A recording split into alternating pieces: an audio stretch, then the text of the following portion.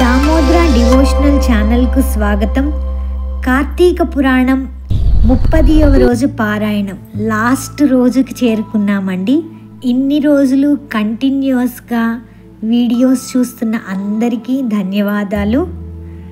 ఏకోనత్రింశతి తమోధ్యాయము.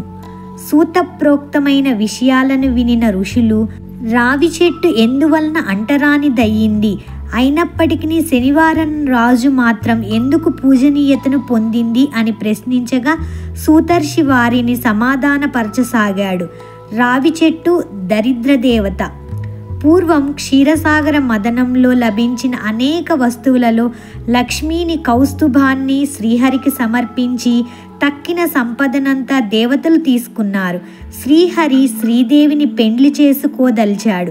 కానీ శ్రీదేవి, ఓ నారాయణ, నాకన్నా పెద్దది నా అక్కయ్య ఉన్నది. ఆ జ్యేష్ఠకు పెండ్లి కాకుండా కనిష్టనైన నేను కళ్యాణమాడడం సరికాదు కనుక ముందామె మనువుకై సంకల్పించమని కోరింది.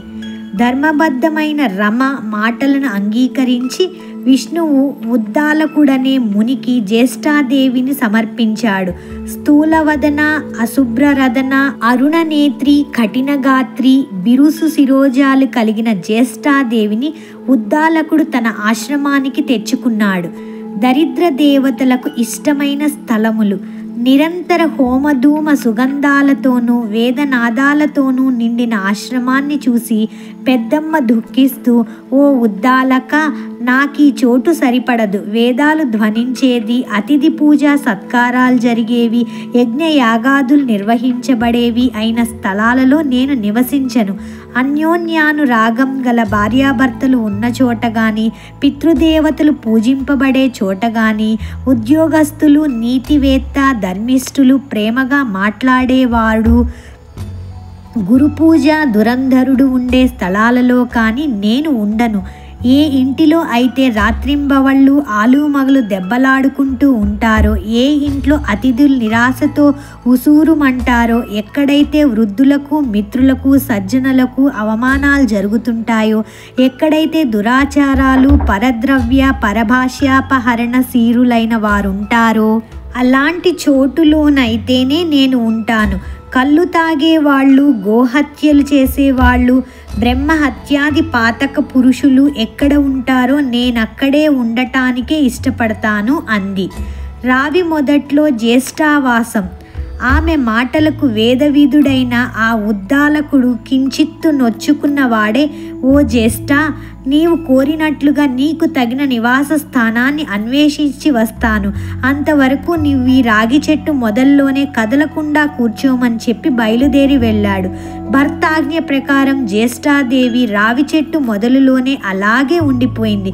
ఎన్నాళ్లకి ఉద్దాలకుడు రాకపోవటంతో పతి విహారాన్ని భరించలేక పెద్దమ్మ పెద్ద పెట్టున దుఃఖించసాగింది. ఆమె రోదనలు వైకుంఠంలో ఉన్న లక్ష్మీనారాయణుల చెవులలో పడ్డాయి. వెంటనే లక్ష్మి తన అక్కగారిని ఊరడింపవలసిందిగా విష్ణువును కోరింది.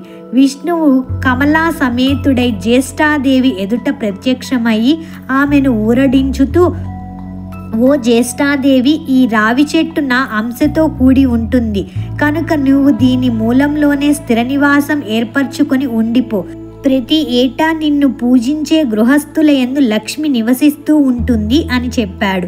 ఆ నియమాలతోనే ప్రతి శనివారం రావి చెట్టు పూజనీయగాను, అక్కడ జ్యేష్ఠాదేవిని షోడశోపచార విధిని అర్పించే స్త్రీల పట్ల శ్రీదేవి అమిత కరుణా కలితమై అనుగ్రహించేటట్లు ఏర్పరిచాడు శ్రీహరి.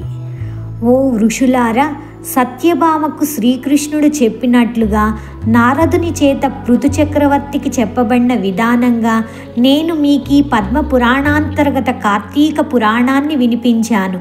ఎవరైతే ఈ కార్తీక మాహాత్మ్యాన్ని చదువుతున్నారో, వింటున్నారో, వినిపిస్తున్నారో వారు సమస్త పాపాల నుండి విడివడి విష్ణు సాయుధ్యాన్ని పొందుతున్నారు అని సూతుడు చెప్పగా విని సంతసించిన ఋషులు అక్కడి నుంచి బదరీవన దర్శనాకాంక్షులై పయనమయ్యారు. 29, 30 అధ్యాయములు 30వ అంటే బహుళ అమావాస్య రోజు పారాయణం సమాప్తం. ఈ 30 రోజులు కార్తీక పురాణ పారాయణాన్ని వింటూ ఆనందించినందుకు, ఆదరించినందుకు చాలా కృతజ్ఞతలు తెలుపుకుంటూ సర్వం శ్రీకృష్ణార్పణమస్తు. నెక్స్ట్ పోలీస్ వర్గంని వేరే వీడియోగా పోస్ట్ చేయడం జరుగుతుంది. దాన్ని కూడా చూసి ఆదరిస్తారని ఆశిస్తున్నాను.